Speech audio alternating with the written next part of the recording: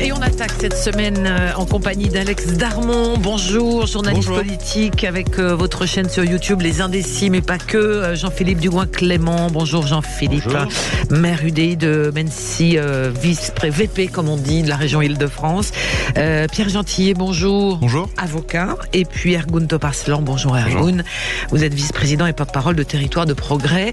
Dans un instant, avec vous quatre et vous, auditeurs de Sud Radio, on va tenter de se mettre d'accord sur la visite d'Emmanuel Macron, donc demain en Israël, avec ce débat aussi cet après-midi sur la situation au Proche-Orient, débat qui aura lieu à l'Assemblée nationale. On va y revenir. Est-ce qu'on est proche ou très loin de l'unité nationale? 183 élèves vont être exclus à la rentrée, ne feront pas la rentrée après les vacances de la Toussaint. C'est ce qu'a dit Gabriel Attal ce week-end. Ce sont des élèves soupçonnés de radicalisation. Ils ont aussi provoqué des incidents graves lors de l'hommage aux professeurs Dominique Bernard et Samuel Paty la semaine dernière.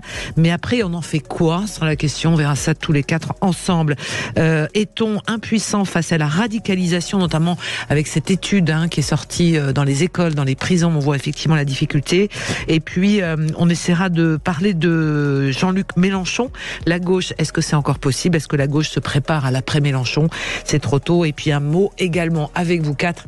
Est-ce que les projets d'autoroute aujourd'hui seront désormais impossibles en France après la mobilisation ce week-end qui a été tendue, notamment la journée d'hier, du côté du Tarn avec l'A69, le dossier, le gouvernement qui a fait évacuer Milly en tout express, donc cette fameuse ZAD qui s'était installée.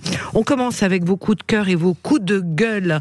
Alex, un coup de cœur. Un coup de cœur, ça fait longtemps que j'avais pas fait de coup de cœur à la radio. Ça fait du bien pour démarrer la semaine, moi je suis pas contre. Merci. Complètement. Mais d'ailleurs, c'est un coup de cœur qui est aussi relié avec l'actualité, puisque c'est Rabbi Jacob qui a été diffusé hier soir sur France 2.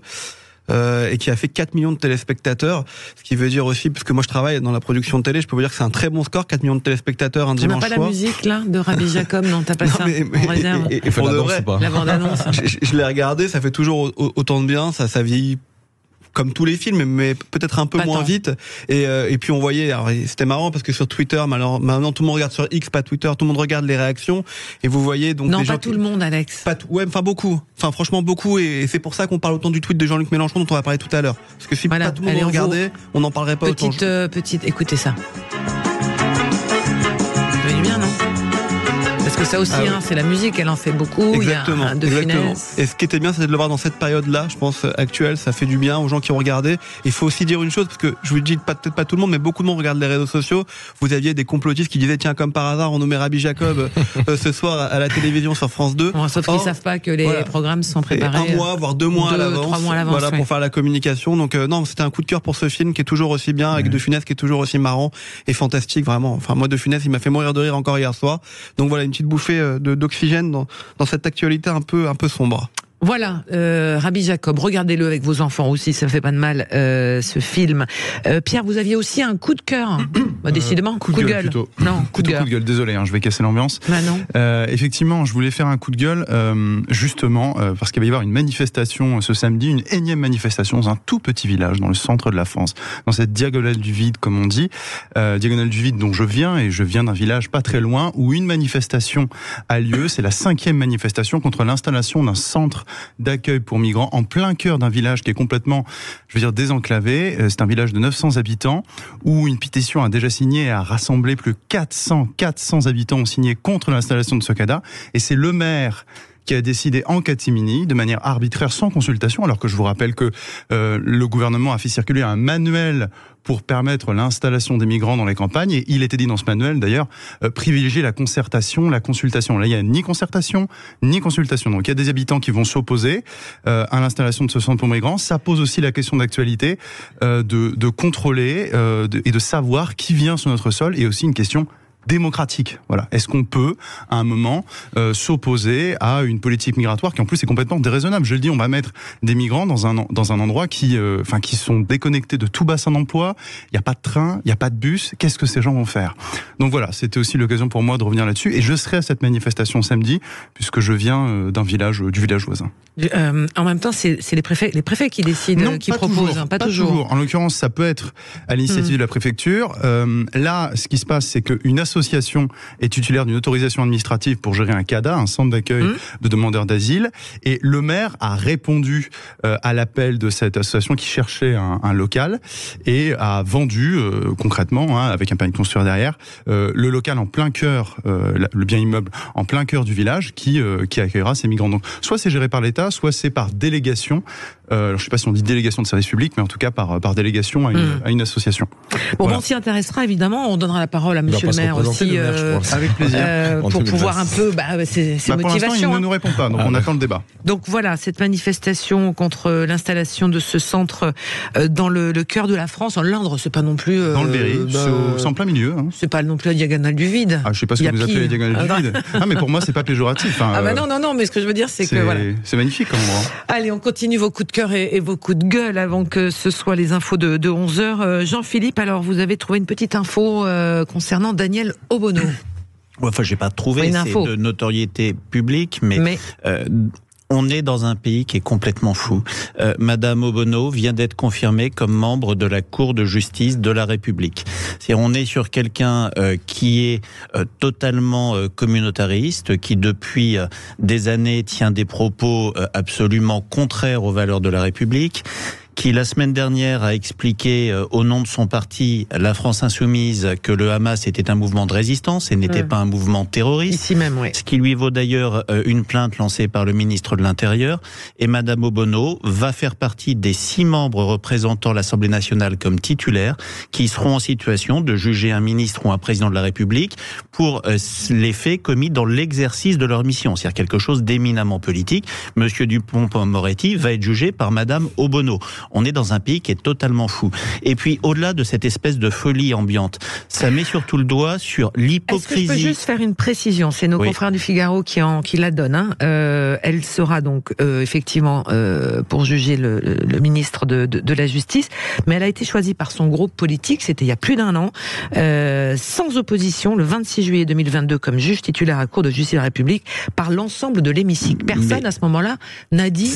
Ça va beaucoup plus loin que ça. Et c'est la deuxième pointe de ce coup de gueule. Ça montre l'hypocrisie, pour ne pas dire la fauquerie absolue de l'ensemble de la gauche et de ce qu'on a appelé la NUPS.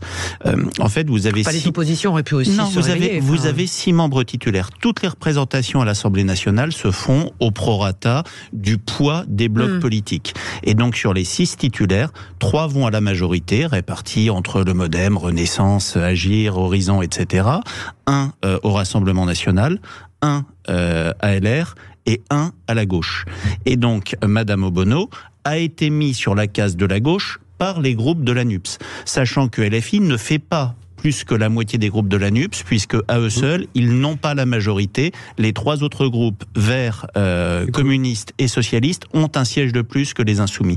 Et donc, le fait que Madame Obono soit à l'Assemblée nationale, soit représentante titulaire de l'Assemblée nationale à la Cour de justice de la République, ça a été le choix entériné par Monsieur Faure, par Monsieur Roussel, par ce qu'il reste des Verts aujourd'hui, et donc c'est le choix de la gauche. Donc moi j'attends, quand on a aujourd'hui Monsieur Faure, Monsieur Roussel, les Verts qui nous disent c'est scandaleux, le communautarisme religieux dont fait preuve Monsieur Mélenchon, dont fait preuve Madame Obono, Monsieur Boyard, Madame Keke, l'ensemble de ce mouvement politique, qu'ils aillent au bout, qu'ils demandent de revoir cette composition, qu'ils demandent de changer leurs représentants.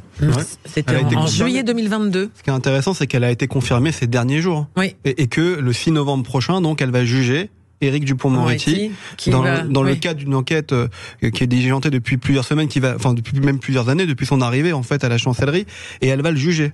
Enfin, est-ce qu'on se rend compte de ce qu'on est en train de dire quand même ? C'est quand même incroyable. Donc ça dit bien quand même l'état de sidération de la politique française aujourd'hui. Comme l'a très bien expliqué Monsieur Dugouin-Clément il y a quelques secondes, elle a été choisie par des gens de la NUP qui va exploser dans les heures qui viennent. Voilà. Qui a déjà implosé. Oui, mais qui va là, officiellement, exploser dans les heures qui viennent. Oui. Donc, ça rend service à personne, visiblement, cette histoire. Je suis d'accord. Je pense qu'il ne faut pas complètement se méprendre non plus sur ce qu'on appelle la Cour de justice de la République. Alors, les auditeurs qui entendent le terme Cour de justice s'imaginent que ce sont des magistrats. Mais non, vous l'avez dit, en fait, c'est une cour politique qui juge des politiques, hormis un membre, d'ailleurs, je crois. Donc voilà, malheureusement, il se trouve que c'est Madame Obono qui est dans la Cour de justice de la République. Connaissant un petit peu les jurisprudences de la Cour de justice de la République, je peux vous dire que c'est rarement une cour qui traite de cas très graves, en tout cas qui n'a jamais condamné à de la prison ferme un ministre. Alors peut-être que ça va changer. Voilà. Ensuite, ce sont les règles du jeu démocratique. On peut les changer. Je ne sais pas si c'est Madame Obono qui va tout faire basculer. Je vois pas quelle bonne solution on peut trouver à ça, malheureusement. Ouais. Non, c'est une question de cohérence politique. Est-ce que la gauche, qui aujourd'hui explique que la position de LFI est antidémocratique et anti-républicaine, peut accepter d'être représentée par Madame Obono à la Cour de justice de la République? On n'a pas entendu. Moi, à chaque fois, je suis un peu surpris de voir la surprise de la gauche, de ceux qui sont mis avec la NUPES, et quand ils se retrouvent dans ces configurations-là. C'était le même cas avec Éric Coquerel qui se retrouvait à la présidence de la commission à l'Assemblée nationale. Mais vous attendiez quoi de tous ces gens-là? C'est-à-dire, et les vrais fautifs là-dessus, ce sont les écologistes, Olivier Faure et toute sa bande de copains qui se retrouvent, qui ont fait en sorte que ces personnes-là se retrouvent dans ces postes stratégiques. Donc aujourd'hui, après ce dérapage-là, le condamner, dire qu'on n'est pas d'accord avec cela, ok. Mais en vrai, les filles, ça fait des années qui sont sur ces positions-là. Et aujourd'hui, avoir des personnes, des responsables de LFI dans des positions stratégiques, c'est juste le résultat de choix politiques qui ont été faits il y a moins d'un an par nos amis du Parti socialiste et d'Europe Écologie Les Verts. Donc j'espère qu'ils vont se réveiller, mais je commence à être dubitatif sur ce réveil-là. Juste une précision à apporter. Effectivement, c'est pas des choses très graves qui sont jugées à la Cour de justice de la République. Mais là, le 6 novembre, c'est quand même un ministre en exercice. Un exercice, ça joue l'avenir politique de Dupond-Moretti. Garde des Sceaux. Ça veut dire que s'il est condamné, ce qu'a dit la Première ministre, il devra partir. Oui. Et donc c'est quand même un enjeu très important. Plus que quand c'était Charles Pasqua qui avait été jugé par cette CJR. On sait qu'il y a aussi une dualité entre la France insoumise, Éric Dupond-Moretti. Voilà. Déjà, il sait, le ministre de la Justice, qu'il a perdu une voix, peu importe qu'il y aille ou qu'il y aille pas, entre guillemets, il sait qu'il a perdu une voix et qu'il n'arrivera pas à convaincre Daniel Obono. Oui. Allez, on va s'arrêter un court instant, le temps de faire les infos de 11h et on vous retrouve pour tenter de se mettre d'accord. Tous les quatre, Alex Darmon, Jean-Philippe Dugouin-Clément, Pierre Gentil, Ergun Toparslan. On est ensemble jusqu'à midi. Vous êtes bien sur Sud Radio.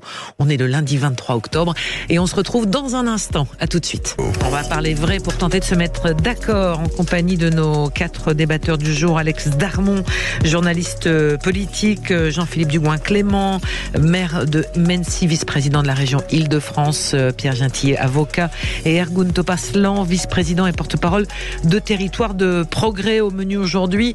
Et dans un instant, on va s'intéresser donc à la visite d'Emmanuel Macron demain en Israël. Mais Ergun, on n'a pas eu votre coup de gueule.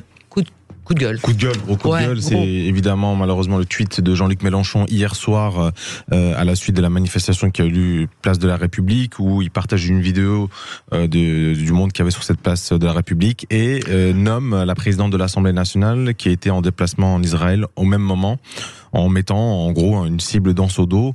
Dans le contexte actuel, sachant que la présidente de l'Assemblée nationale avait déposé des plaintes parce qu'il y avait une accentuation des menaces antisémites, des menaces d'égorgement envers sa personne, envers sa famille, faire ce tweet-là est pour le moins déplacé et pour moi ça démontre l'antisémitisme qui prend les rangs de la France insoumise. Et depuis, on a eu très peu de réactions de nombreux députés de la France insoumise vis-à-vis de leur présidente de l'Assemblée nationale. Aucune réaction de la vice-présidente de l'Assemblée nationale France insoumise, Caroline Fiat, qui pourtant s'était engagée à être garante des institutions, protecteur des députés et des représentants des députés. Et on se retrouve avec le Parti socialiste qui continue son moratoire, on ne sait pas trop où il s'en trouve, et une gauche qui est complètement perdue, qui est complètement dépassée par cet antisémitisme. Bernard Cazeneuve qui est un peu dans le déni en disant que on peut pas être de gauche et d'antisémite. Malheureusement, c'est la vieille histoire de la gauche antisémite qui revient à travers la France insoumise dans un calcul électoral. Donc gros coup de gueule, on est en train de perdre tous nos repères. C'est extrêmement dangereux ce qui est en train d'être fait. Décrédibiliser, pointer du doigt la présidente de l'Assemblée nationale, on peut désapprouver, ne pas être d'accord avec son déplacement. Je pense qu'ils l'ont dit à plusieurs reprises. Ils peuvent même être les porte-parole du Hamas qui le font de façon très convaincue d'ailleurs. Mais la pointer du doigt, la mettre devant, c'est extrêmement dangereux et je pense qu'il a une responsabilité qui le dépasse là-dessus et il devrait très vite s'excuser. En tout cas, j'ai appris ce matin que la présidente de l'Assemblée nationale pourrait porter plainte et j'en serais ravi évidemment qu'il soit condamné pour ça. Est-ce qu'on n'est pas en train d'assister à l'implosion, en tous les cas, le faible niveau de la classe politique sur ce dossier, ce qui fait tout imploser, en fait, sur ce conflit israélo-palestinien aujourd'hui, Alex? Enfin, qui est à la hauteur? Qui stoppe? En tout cas, pas Jean-Luc Mélenchon. Vous vous rendez compte de son tweet hier? Est-ce que vous vous rendez compte? Alors ceux qui défendent Jean-Luc Mélenchon disent oui, mais il y a Albon Privé, la présidente de l'Assemblée nationale, n'a pas eu un mot pour les habitants de Gaza. Mais attendez, moi je parle de son tweet même dans la globalité. C'est ça la France. en montrant les 15 000 personnes sur la place de la République. Faux. C'est pas ça la France. C'est ça une partie de la France. Et heureusement, parce que si c'est ça la France et qu'il y a aucun drapeau français hier sur la place de la République, on a un petit problème. C'est ça la France. Il écrit c'est ça la France alors qu'il y a 30 Français tués.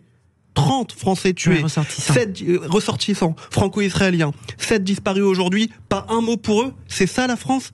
Vous avez des pancartes où il y a écrit « Vous avez pleuré pour 40 faux bébés ». Vous pleurez pas pour 1000 enfants palestiniens et c'est ça la France. C'est un scandale. Honnêtement, je devrais pas le dire. Je suis journaliste politique. Ouais. Je devrais pas le dire. Mais c'est scandaleux. Donc, je suis désolé. Oui, l'implosion de la gauche, mais c'est pire que ça. C'est l'implosion de sa France à lui dans ces cas-là.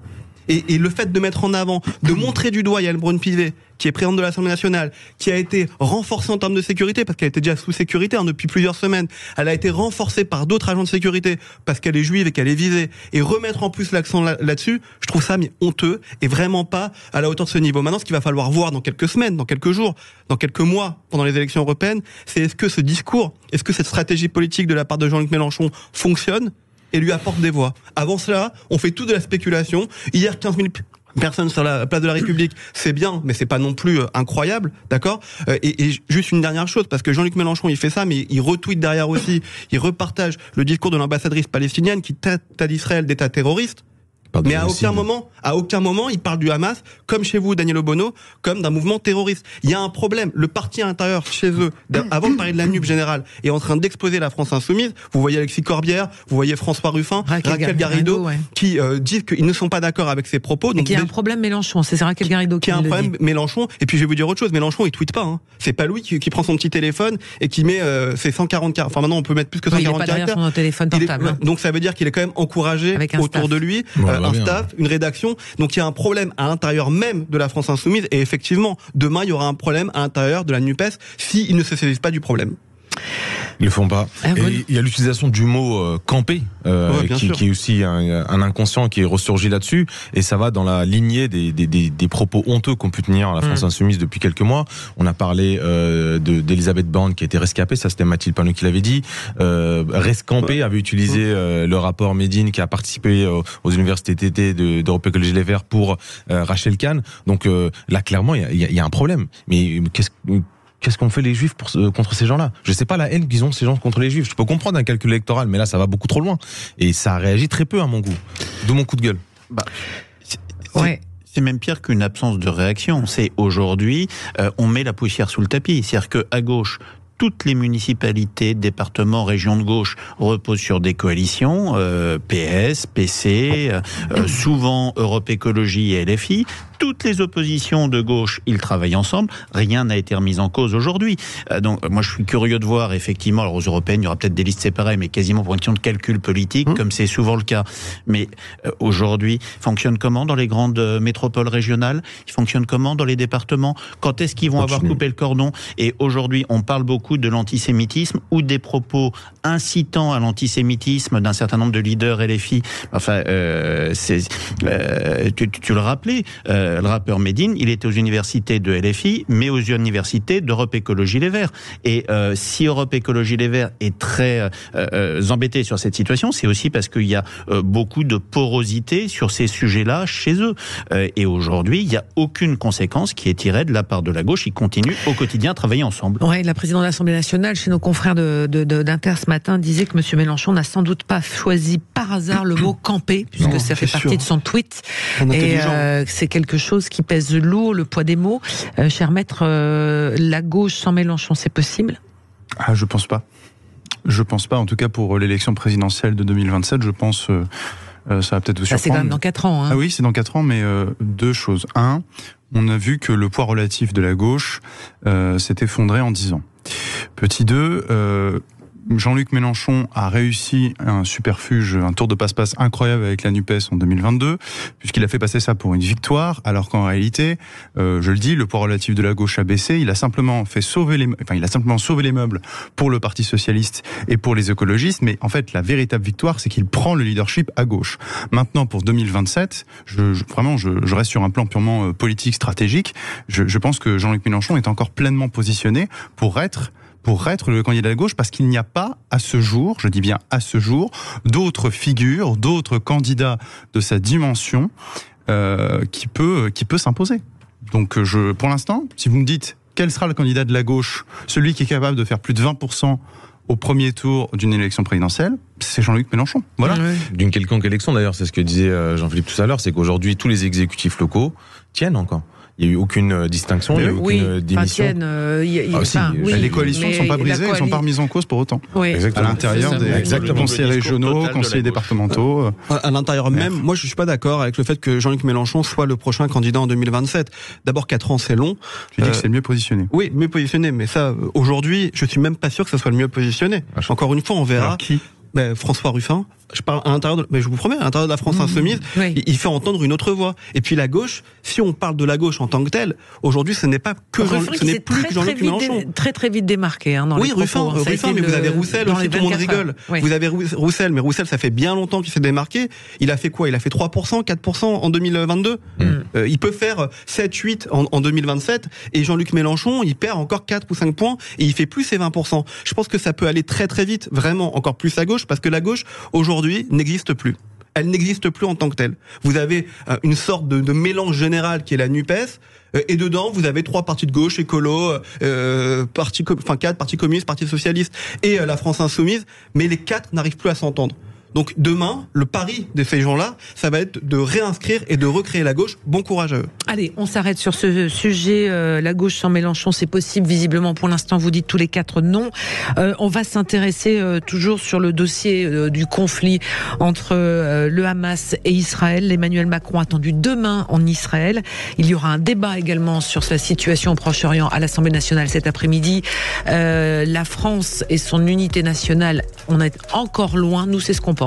On verra avec vous si vous êtes d'accord par rapport à ce dossier. Allez, à tout de suite sur Sud Radio. Sur Sud Radio, on va se mettre d'accord. On va essayer avec Alex Darmon, Jean-Philippe Dugoin, Clément, Pierre Gentillet, Ergun Topaslan pour débattre tous les 4. Alors, on a fermé le dossier La France Insoumise, Jean-Luc Mélenchon, mais on se penche maintenant sur cette guerre au Proche-Orient qui se déroule sous nos yeux depuis maintenant 15 jours avec donc Emmanuel Macron qui sera donc, on l'a appris hier soir, demain à Tel Aviv pour rencontrer le Premier ministre israélien Benjamin Netanyahou.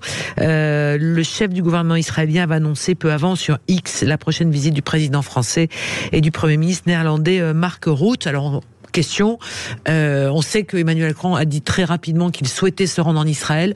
Quelle voix va-t-il porter? Tout le monde y est allé aujourd'hui. Il y a eu Biden la semaine dernière, le président, le chancelier allemand. Vous en pensez quoi? Il aimerait bien porter, c'est un sujet qui tient à cœur, c'est d'avoir un arrêt de toutes les actions pour des sujets, pour des questions humanitaires. C'est juste, il faut pas non plus se tromper. C'est-à-dire, aujourd'hui, on fait beaucoup de comparaisons entre Emmanuel Macron et, par exemple, Jacques Chirac. Je trouve que la position de la France, de l'État français, a toujours été la même. Mais la réalité, c'est que le monde arabe, il a connu des mutations tragiques et incroyables depuis les années 2000. Donc, la position qu'on tenait, qui était un peu la même, 2 États qui pourraient vivre. Sauf que depuis le 7 octobre, ça. Alors, c'est extrêmement compliqué parce que la réalité, c'est que en face, en particulier ceux du Hamas, etc., ils veulent pas d'un État d'Israël et qu'on se retrouve dans un cercle infernal. Donc, l'État français, les présidents de la République ont toujours su tenir ce discours-là. D'ailleurs, le sommet pour la paix qui a pas trop bien fonctionné, il y a même pas eu de discours commun à la fin qui a eu lieu. Mais la France a essayé de tenir cette position-là. Elle tiendra toujours, sauf qu'en face, en fait, on est dans une mutation qui a complètement dégénéré depuis 20 ans. Donc, le monde arabe, les instabilités régionales sont de plus en plus compliquées. Ouais. Est-ce que en même temps, j'ai envie de dire, on a annoncé une offensive terrestre de l'armée israélienne il y a déjà une semaine. Pour l'instant, c'est toujours les bombardements continuent, mais ça n'a pas encore eu lieu. En tous les cas, est-ce que finalement l'agitation diplomatique internationale fait que on arrive à, on va dire, au moins pire? L'offensive terrestre, pour moi, elle n'est pas menée. On le comprend, c'est les Américains qui demandent aux Israéliens de ne pas la mener pour pouvoir faire en sorte de sauver un maximum d'otages. C'est plutôt louable. Concernant Emmanuel Macron et sa venue demain à Tel Aviv, il est jamais trop tard. Ouais. Mais est-ce que c'est pas un peu tard quand même, objectivement, de venir que demain quand tous les leaders du monde, démocratie en tout cas, sont venus la semaine dernière et ce week-end? Moi, je pense que c'est bien qu'il y aille, quoi qu'il arrive, c'est bien qu'il aille montrer que la France, et indirectement un peu l'Europe aussi, est du côté, entre guillemets, des démocraties qui luttent contre le terrorisme. C'est bien qu'il y aille aussi pour pour dire à Benjamin Netanyahou et aux Israéliens, attention, dans l'escalade de la violence, il y a aussi des civils de l'autre côté, ne faites pas n'importe quoi, et qui fassent passer ce message. Concernant le déploiement humanitaire, on sait depuis hier soir que il y aura quotidiennement maintenant des camions qui vont rentrer. C'est un accord annoncé par Joe Biden et Benjamin Netanyahou que l'aide humanitaire va se mettre progressivement en place. Je pense que c'est bien qu'Emmanuel Macron aille pour appuyer cette aide-là, qu'il y aille aussi pour les otages français, pour les familles des otages français qui sont retenus dans la bande de Gaza, qu'il aille montrer son soutien. Bref, c'est bien qu'il y aille pour faire son boulot, en quelque sorte. Moi, je prends juste, ce que je trouve un peu dommage, c'est qu'il aurait dû y aller tout de suite, parce que plus vous rentrez dans le conflit, plus c'est compliqué, parce qu'il a très bien dit la semaine dernière, il faut garder quand même cette unité nationale en France. Il faut faire attention que le conflit ne s'importe pas ici. Et là, forcément, demain, on parlait de Jean-Luc Mélenchon ou de gens d'extrême gauche. Demain, forcément, ils vont lui tomber dessus en disant, voilà, vous êtes du côté de l'État d'Israël, vous n'avez aucun mot de compassion. Or, c'est pas ça. Simplement, il fait son travail d'homme de démocratie. Voilà. Qui veut réagir? Jean-Philippe. De toute façon, à partir du moment où la France est un pays... De toute façon, il faut y aller.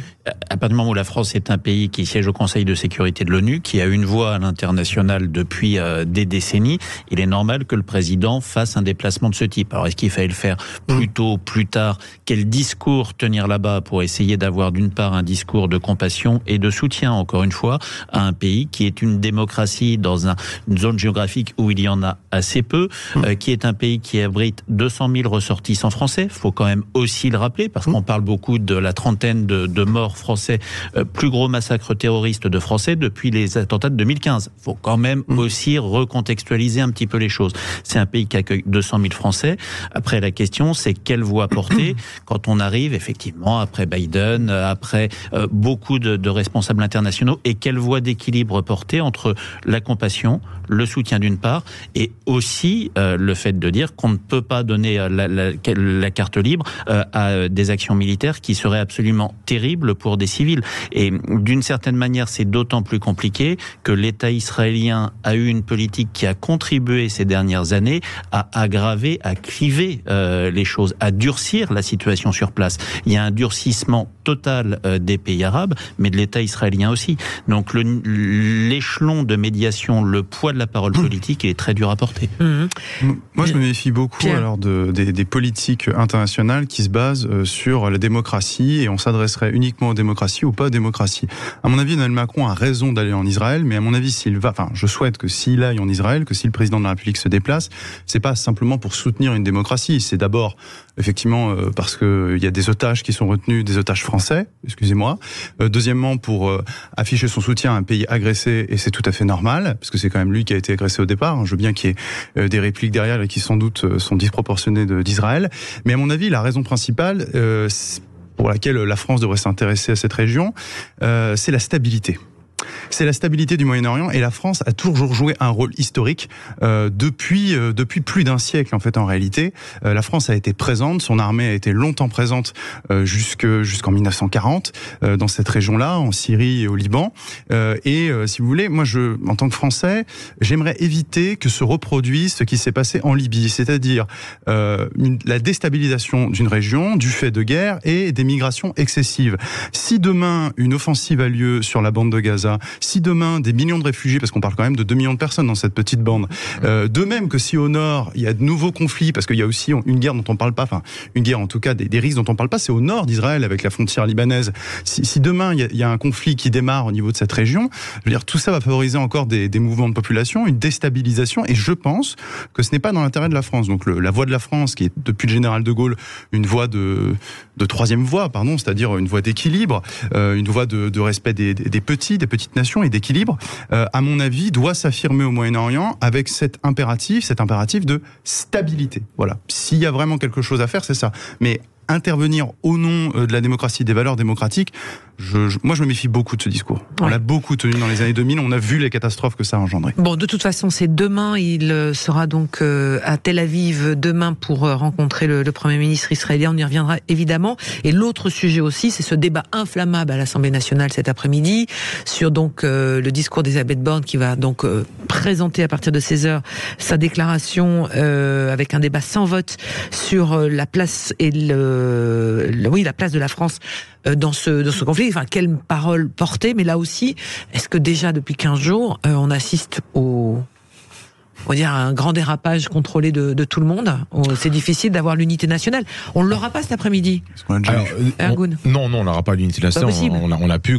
Depuis, on peut pas faire réunion avec des personnes qui tiennent des propos antisémites. Elle n'a pas duré 24 heures, l'union nationale. Non, et tant mieux, parce que ce que je dis, c'est compliqué de faire réunion avec des antisémites notoires. Maintenant, il faut prendre conscience aussi de la gravité du moment et du moment de bascule auquel on peut faire face à partir de cet après-midi. Donc l'Assemblée nationale, qui était déjà très instable lors de cette dernière année, en plus de son travail parlementaire, elle doit prendre position et de manière assez forte sur les valeurs de notre pays.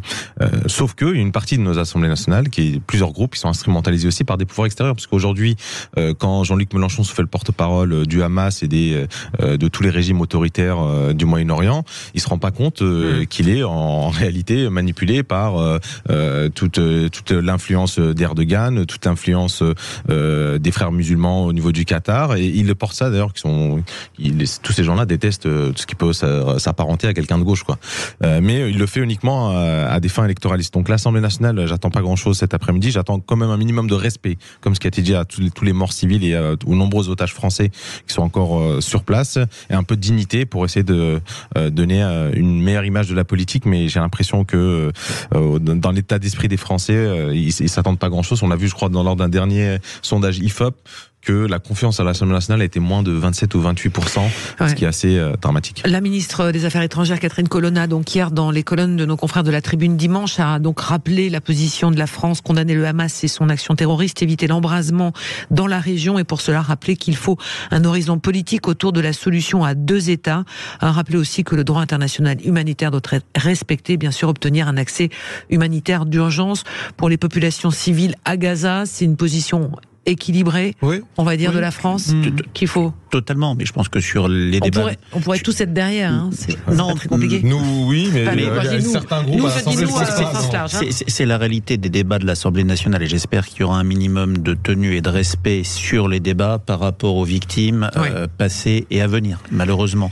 Mais la réalité, c'est que cette position, ce sera celle de quasiment tous les groupes à l'Assemblée nationale. Aujourd'hui, la question, c'est qu'est-ce que fait la France insoumise avec eux-mêmes des désaccords. Enfin, comment est-ce qu'ils vont siéger? Moi, je suis curieux de voir ce que va faire Madame Garrido, Monsieur Ruffin, qui ne seront pas les orateurs. Alors, ça va être Madame Panot, inénarrable dans ses diatribes sur ces sujets-là.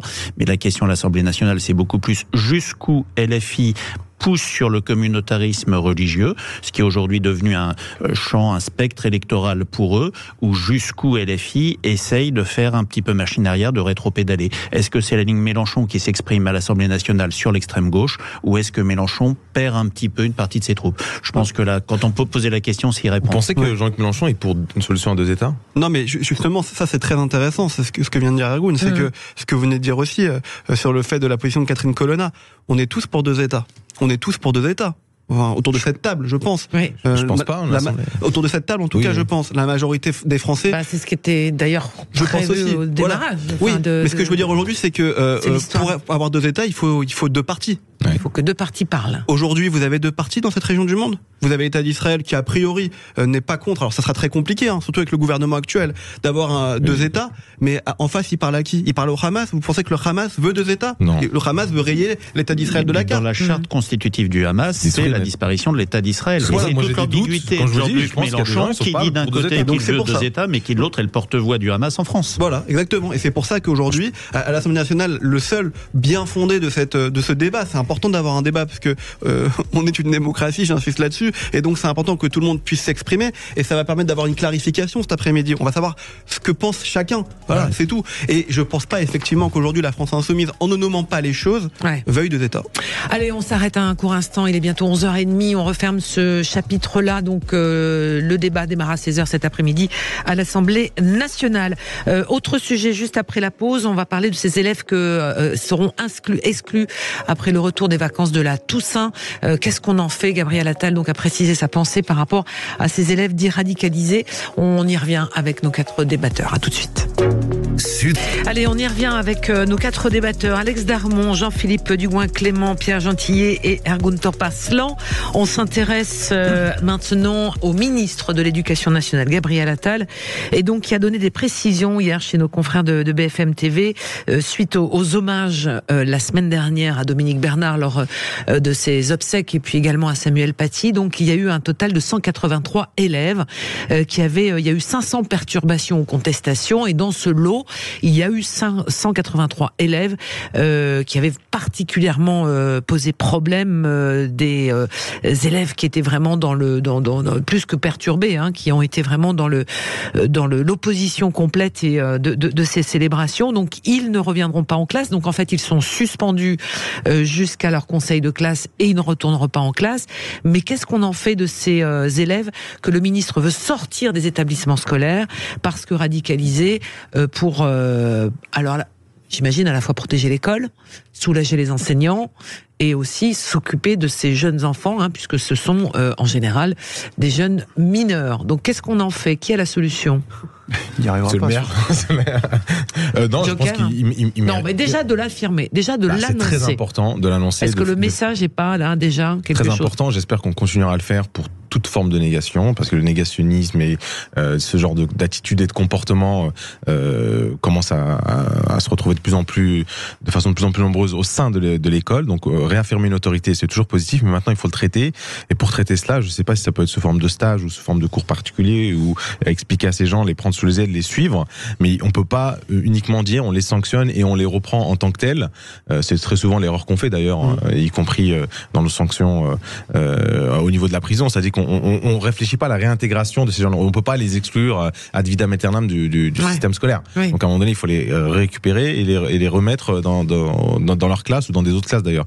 Mais avant cela, je pense que ça mérite des cours particuliers, une attention, un stage pour ces élèves-là. D'autant plus que si on fait ça, il faut changer la loi, puisque ça ne permet pas un élève exclu d'un établissement, il doit en trouver un autre obligatoirement ailleurs. C'est ce problème. En fait, ça pose 3 choses. La première chose, c'est l'affirmation de ne plus accepter de dérive, de ne plus accepter un certain nombre de comportements. Et là-dessus, Gabriel Attal a été, je trouve, extrêmement courageux, responsable, républicain, en marquant le fait qu'il y a des choses qui ne sont pas acceptables, que l'école ne peut pas accepter, que le pays ne doit pas accepter. Vous savez, c'est une logique de gagne-terrain permanent. On essaye en permanence sur des sujets de voir jusqu'où on peut repousser la ligne, jusqu'où on peut repousser la limite.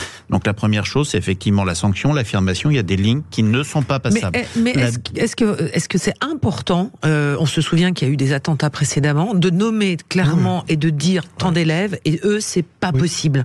Est-ce que ça, c'est pas déjà quelque part d'envoyer un signal? Mais c'est un marqueur, c'est de dire peu importe le nombre d'élèves, peu importe qui c'est, il y a des choses qui ne sont pas acceptables et qui ne sont pas tolérées dans notre pays. Première chose.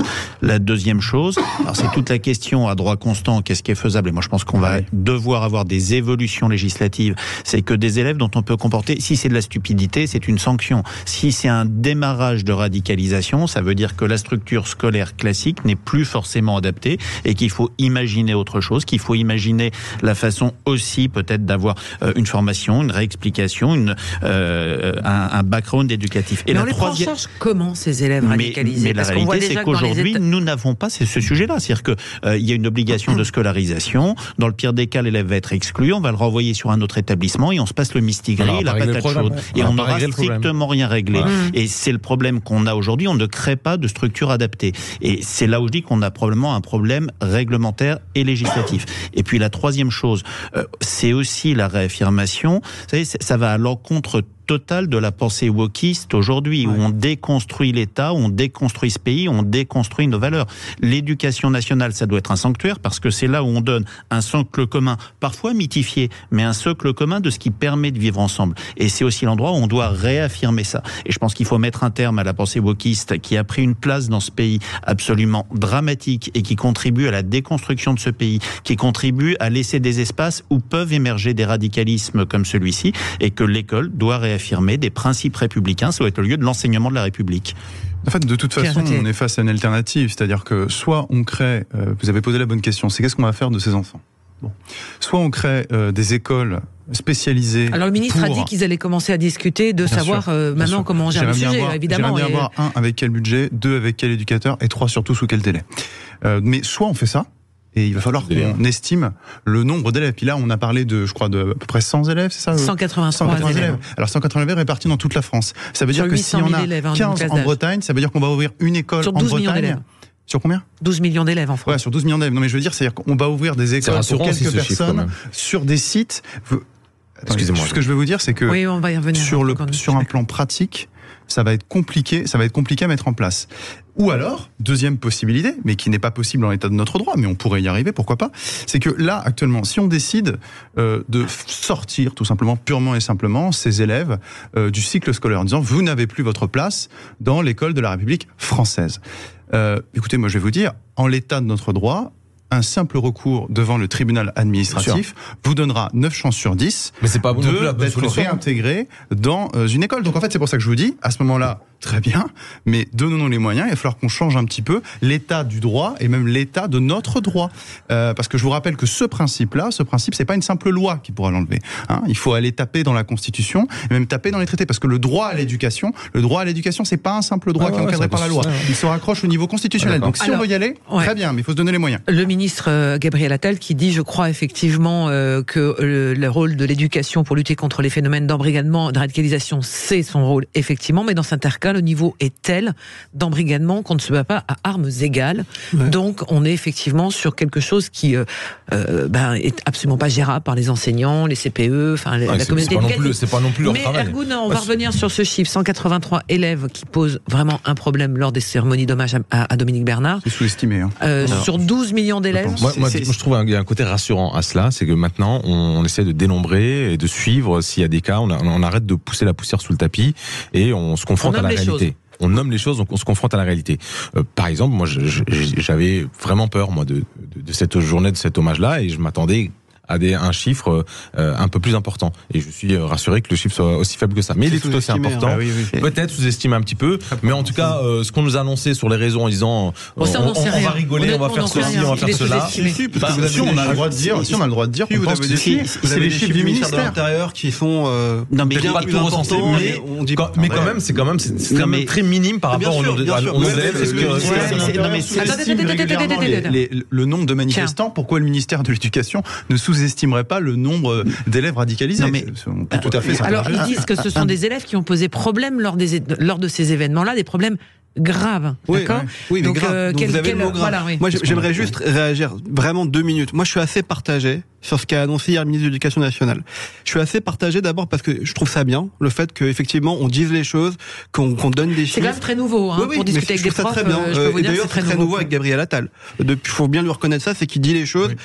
Oui. Ça plaît peut-être pas forcément à tout le monde, mais il dit les choses, il essaie de trouver des solutions. Donc ça déjà c'est bien. Après, je suis très partagé effectivement parce que qu'est-ce qu'on va faire de ces élèves ? Où est-ce qu'on va les mettre ? Et moi, je vais vous dire un truc, mais je suis peut-être un peu fou en disant ça, mais en vérité, j'ose pas imaginer, moi, en classe de 6e ou de CM2, avoir même juste souri comme un joueur de football l'a fait d'ailleurs avant un match contre les Pays-Bas, et rentrer chez moi, voir mes parents, voir mon père, qu'on lui annonce que je suis viré de l'école après les vacances parce que j'ai pas respecté une minute de silence. Moi, ce que je veux vous dire par là, c'est, il y a un moment donné, on dit oui, pas retomber que sur les parents, mais il faut quand même, c'est quand même une alerte auprès des parents aussi. Il va falloir que les parents, dont les enfants sont renvoyés. Je vais raconter une anecdote. Moi, j'ai suivi la minute de silence dans un bahut près dans Haute-Garonne. D'accord ? Question de la prof après la minute de silence. Elle demande à ses élèves, est-ce que vous êtes au courant de ce qui s'est passé? Pourquoi on fait cette minute de silence? Oui. Bon, alors c'est des terminales, ils sont quand même dans un projet, etc. Comment vous êtes, est-ce que vous en avez parlé dans vos familles ce week-end? Je crois qu'il y en a 3 qui ont répondu. Comment vous vous êtes renseigné? La plupart, c'était Insta, TikTok. Ouais, c'est ça. Et Hugo décrypte. Ouais. Hugo fait un très bon travail. Aucun n'a regardé une chaîne d'infos, n'a discuté, n'a ouvert un canard, rien. C'est ce que je veux vous dire par là. En fait, le boulot de la prof, c'était de déconstruire tout ça. Mais pourquoi? Parce qu'il y avait toutes ces histoires d'images aujourd'hui qui sont quand même à prendre ou à laisser. Même des gens avertis se font avoir. Donc, c'est quand même très compliqué quand on a 16, 17 ans. De rester connecté comme on l'est nous. Voilà, donc cette histoire de qu'est-ce qu'on en fait, comment on règle, comment moi je reviens chez mes parents, j'ai souri, j'ai un risque. Mais je pense qu'on se défausse trop sur l'un ou l'autre. C'est comme il y a un proverbe africain qui disait sujet qu'on n'arrive pas à gérer depuis 70 ans. Il faut tout un village pour éduquer un enfant. Donc les parents ont un rôle, excuse-moi, et pareil que l'éducation nationale. Sur la question de ces 183, est-ce que c'est sous-estimé ou pas? En fait, de toute façon, et c'est un vrai sujet, ça n'est que la partie immergée de l'iceberg. Pourquoi? Ce dont on ne parle pas, là où il y a le plus de radicalisation, c'est sur la déscolarisation.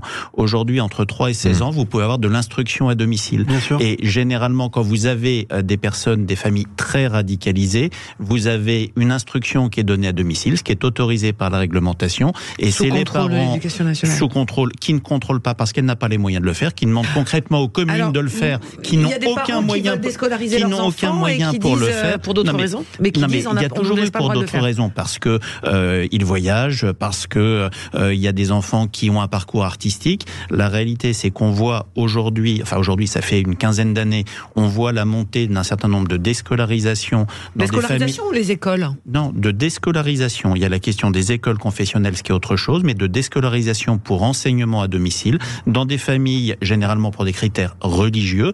Et là, c'est quelque chose qui ne rentre dans aucune statistique et où on peut se poser la question de comment se fait l'instruction, quels sont les ressorts du pacte républicain, des valeurs qui sont données, et ça pose un vrai sujet dessus. Là, on s'intéresse vraiment à ce qui est sous contrôle de l'éducation nationale. Qui est plutôt majoritaire quand même, 12 millions d'élèves, ça représente une grande partie de la jeunesse. Oui, mais quand on parle de 180 en disant c'est le pays, on a beaucoup plus de 180 enfants qui sont déscolarisés pour des questions religieuses dans ce pays. Et il n'y a aucun contrôle dessus de la part de personne. Allez, on va refermer ce dossier parce que l'heure tourne et je voudrais qu'on ouvre celui, alors on s'éloigne des dossiers sécurité, on va parler quoique de ces opposants à l'autoroute A69 ce week-end, Ramdam sur le Macadam avec une journée de mobilisation samedi et puis hier, donc cette opposition parfois violente entre les forces de l'ordre et des militants qui voulaient installer une ZAD sur le tracé de cette autoroute. Est-ce que finalement aujourd'hui on ne pourra plus faire de chantier? Est-ce qu'il fallait s'opposer rapidement, comme l'avait exigé le ministre, à l'installation de cette zone à défendre? On y revient sur Sud Radio. À tout de suite, il est presque midi moins le quart. À tout de suite. Sud Radio. Dernière ligne droite en compagnie de Ergun Topaslan, Pierre Gentillet, Jean-Philippe Dugouin-Clément et Alex Darmon. On se dirige du côté du Tarn avec l'A69, enfin entre l'autoroute, les 54 km qui devront donc relier Toulouse à Castres et cette zone à défendre ce week-end qui ont été ces militants, ces opposants à l'autoroute qui ont donc été délogés par les forces de l'ordre de gendarmerie, 1200 gendarmes mobilisés, 600 rien que pour l'opération d'évacuation hier. On va maintenir le dispositif tant que nécessaire, a précisé le groupement de gendarmerie du Tarn. Cette mobilisation contre l'autoroute A69 dure maintenant depuis plusieurs semaines, mais le chantier avance. Finalement, le ministre avait annoncé hier qu'il n'y aura pas de zone à défendre qui s'installera. 3 heures plus tard, donc les gendarmes interviennent. Force est à la loi, a-t-il dit. Question, est-ce que désormais tout chantier sera soumis à contestation et difficile à mener à son terme? Là, le problème dans la situation de cette autoroute, c'est que ça fait plusieurs années quand même que ça a été décidé, qu'il y a eu 2018. Voilà, donc il y a eu quand même un travail démocratique qui a été fait. Ça a été débattu et par les communes, par les régions, et donc hier. Ce qui a été annoncé, ce qui a été fait ce week-end, heureusement, effectivement, qu'il n'y a pas eu d'installation d'une ZAD, parce que ça aurait pas été normal, on serait reparti dans un processus inarrêtable. Maintenant, moi, je peux que comprendre aussi ce que demandent les manifestants pour les années qui viennent et pour les prochains projets. Ça a été voté, ce projet, et vous m'arrêtez si je me trompe, mais je ne crois pas, ça a été voté au moment où la France ne s'était pas encore engagée dans la neutralité carbone. Donc, à partir de là, si vous votez un projet, que le projet commence, on va pas s'arrêter au milieu d'un chantier, parce que du jour au lendemain, vous avez des manifestants qui sont contre la réalisation de ce chantier. Alors c'est partiellement vrai, parce qu'entre-temps, il y a eu des engagements, notamment il y a eu la consultation pour cette autoroute-là, où c'est pas d'ailleurs le moins cher qui a gagné l'appel d'offres, c'est le mieux-disant, qui avait une notation très poussée en matière d'écologie. Je crois qu'ils replantent 5 fois plus d'arbres qu'ils vont découper, ils vont créer 2 ou 3 zones humides qui n'existaient d'ailleurs pas dans le secteur. Ils réduisent de 80 hectares l'emprise au sol. Voilà. De terres agricoles et donc il y a un fort engagement là-dessus. Donc c'est vrai que ça a été signé. La consultation a été faite avant, mais après les engagements, il y a eu la signature du marché qui va dans le bon sens. Non, aujourd'hui, on doit faire face à un respect ou non de décisions et d'application de décisions politiques après des concertations. On peut pas être non plus soumis à de la radicalité qui nous empêche d'avancer. Ils ont politisé le sujet un peu trop à mon goût, sans pour autant qu'on puisse débattre du fond, quoi. Mais politiser en même temps, les citoyens ont le droit aussi de dire on n'est pas d'accord sur ce projet-là. Mais ma question, c'est donc, à ce jour, il faut prendre acte que plus aucun projet ne pourra se faire. Et j'extrapole. Demain, on prévoit des centrales nucléaires. Attendez de voir la contestation quand les gens vont savoir qu'au bout de leur jardin, il y aura un permis de construire pour une nouvelle centrale. Parce que les locaux, ceux qui sont tout près, les concernés, ils étaient tous pour cette autoroute-là. Après, c'est vrai que si on élargit, on prend les urbains de Toulouse, ils vont être contre. Ils sont un peu plus écolos, une sensibilité un peu plus poussée. Tout dépend de l'échelle aussi. Excusez-moi, mais là, pour moi, on est hors sujet. On parle de la question, est-ce que c'est justifié? Non, mais est-ce que c'est justifié Merci, professeur. Non, mais est-ce que c'est justifié ou pas? Est-ce que les sondages justifient ou pas? On est dans un pays de droit. Il y a un état de droit. Il y a eu toute une phase de concertation qui a été portée pendant des mois, pendant des années. Il y a eu des recours qui ont été jugés, ce qui d'ailleurs fait souvent l'écart entre la phase de décision et la phase de mise en œuvre. C'est le fait qu'il y ait des recours. Si on croit encore que la justice existe dans ce pays, que les institutions, que les lois veulent dire quelque chose, toutes ces phases-là, elles ont déjà eu lieu. Et on remet le couvert après. Et ce qui est fait aujourd'hui, c'est ni plus ni moins qu'un comportement séditieux qui est poussé par une partie de la gauche, LFI encore, les Verts avec Madame Rousseau qui a eu ce week-end des propos absolument abjects par rapport à la République, par rapport à des policiers. Il y a eu 6 blessés sur les policiers ce week-end et où on a toujours des comportements violents qui viennent de manière non démocratique remettre en cause des décisions qui ont été prises avec le respect de la loi, avec le respect de la concertation, avec le respect des procédures. Aujourd'hui, ce qui est défendu par une partie des Verts, c'est une vision totalitariste du monde où ils ont la vérité absolue et où, au vu du fait qu'ils ont la vérité absolue, ils peuvent arrêter de manière violente quelque chose qui a été fait par voie démocratique.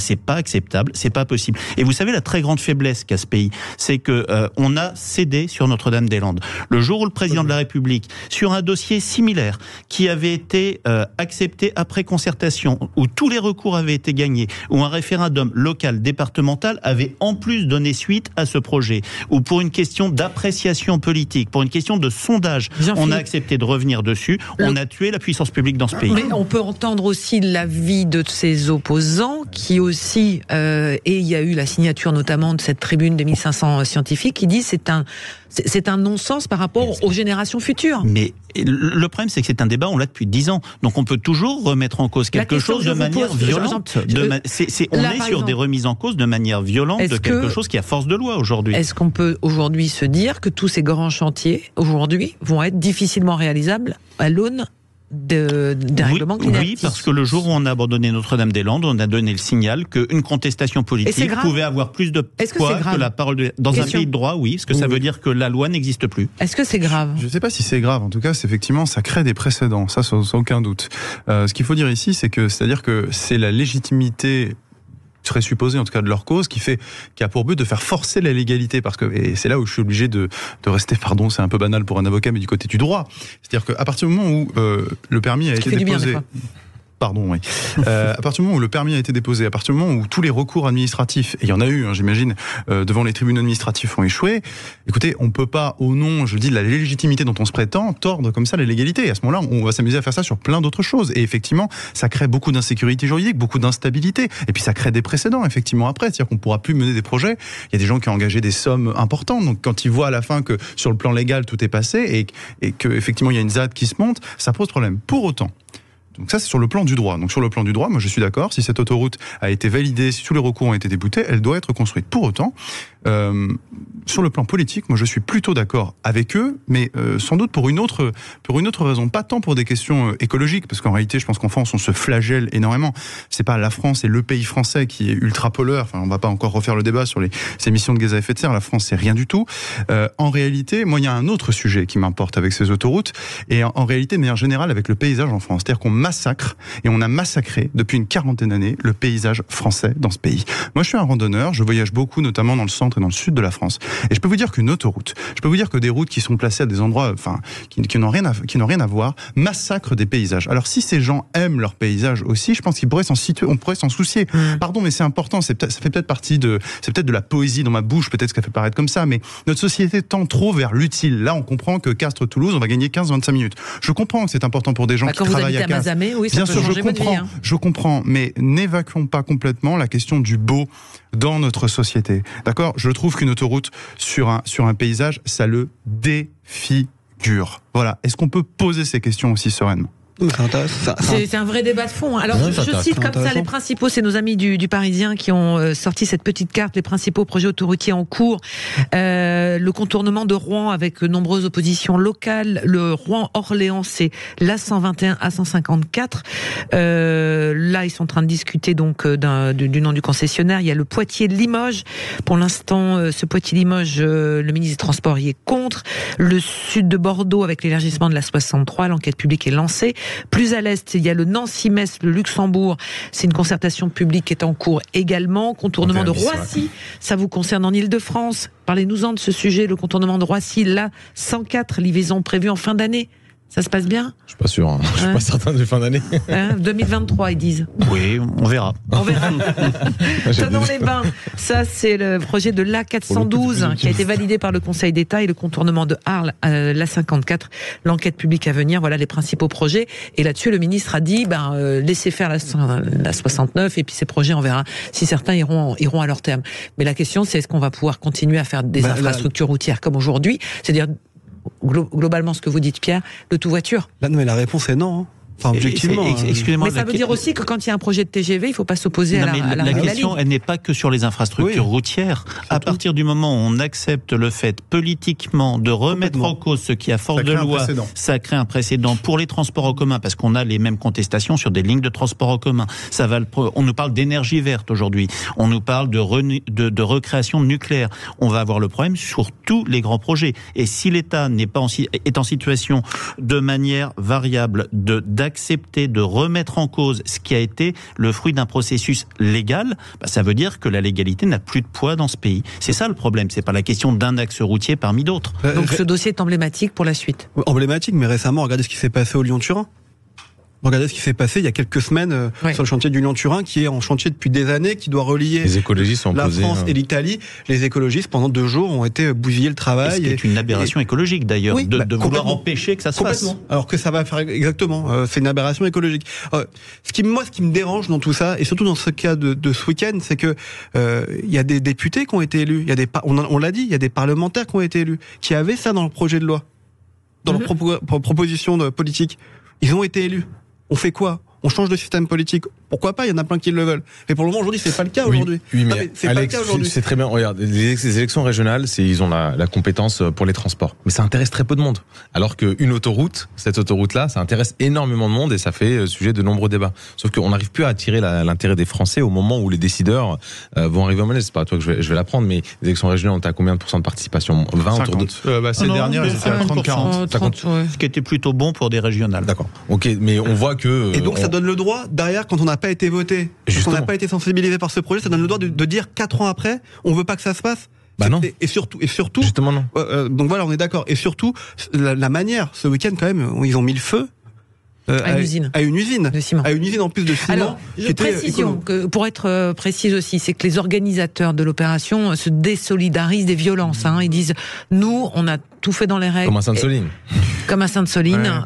Voilà, on ne peut pas empêcher des individus de commettre des violences. Il y a une tendance de fond, il y a un message qu'il faut bien écouter dans une partie de l'écologie radicale. Et la première à en parler, c'était Greta Thunberg, en tout cas à mes oreilles. C'est que la question démocratique pour eux est accessoire, puisque la planète brûle. Nous allons tous mourir. Enfin, je fais du catastrophisme, mais il y en a qui sont vraiment portés à des niveaux parfois. Je suis bien d'accord, mais est-ce qu'on peut à un moment raisonner ? Est-ce qu'on peut se poser plutôt que d'arriver, de hurler, de tout casser, de bloquer des autoroutes ? Enfin, je parle des gens qui se mettent sur les autoroutes. Vous savez, quand on a vu ces militants radicaux, ou récemment sur une chaîne de télévision que je nommerai pas, où on arrive et on se pose et on manifeste, on interrompt une émission. En fait, je suis assez quand même gêné du niveau de comment dirais-je, de sympathie médiatique de manière générale qu'on a vis-à-vis de ces militants écologistes. C'est-à-dire qu'ils ont le droit de se mettre dans l'illégalité et je trouve que les condamnations médiatiques ne sont pas autant au rendez-vous qu'elles devraient l'être. Imaginez très à droite. Non, mais c'est important. Non, pas du tout. Regardez, je vous donne un exemple. Souvenez-vous, c'est un mouvement qui a été dissous. Mais quand on avait des militants à la droite de la droite qui manifestaient contre, par exemple, une mosquée radicale, contre l'installation d'un centre de migrants, là, mais c'était une bronca générale. Et on disait, ce sont des factieux, ce sont des séditieux. Est-ce qu'on dit que ce sont des factieux et des séditieux pour les écologistes ? Non, on ne le dit pas. Bon, allez, on n'a pas d'accord sur ce sujet, mais c'est pas grave. On s'entend quand même. Merci à tous les 4 pour ce matin. Merci. Dans un instant, les infos. Et juste après, vous retrouvez André Berkoff. Bon appétit. À demain. Sud Radio. Sud Radio. Parlons vrai. Parlons vrai. Sud Radio. Parlons vrai.